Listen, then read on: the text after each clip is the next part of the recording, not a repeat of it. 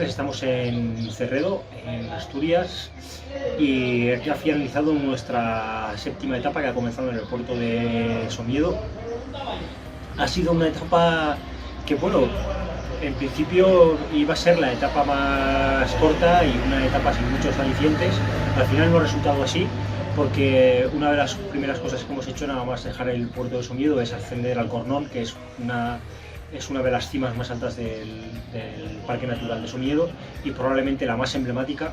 La verdad que hemos vivido momentos muy chulos mientras subíamos, con un ambiente muy escocés, frío, humedad, viento, un ambiente muy montañero, y lo hemos disfrutado mucho.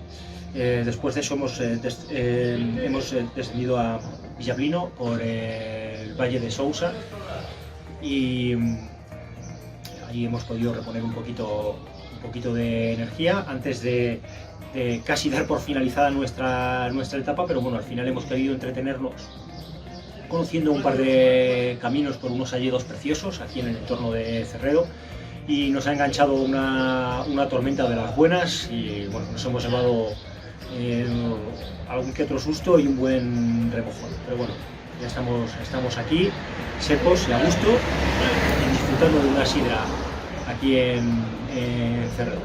Salud y nos vemos mañana.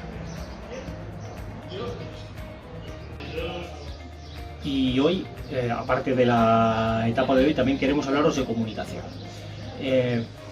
La comunicación con los demás es una necesidad que tenemos todos los seres humanos. Para ello, la mayoría de nosotros utiliza la palabra, ya sea oral o ya sea escrita.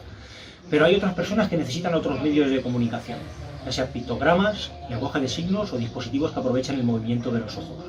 Las personas que recurren a este tipo de dispositivos necesitan, por supuesto, expresar sus sentimientos, y es muy frustrante el no poder hacerse entender. Por eso es vital que ellos puedan expresar sus sentimientos, pero a la vez es vital que tú te esfuerces, hagas un gran esfuerzo por poder entenderlos. Muchas gracias.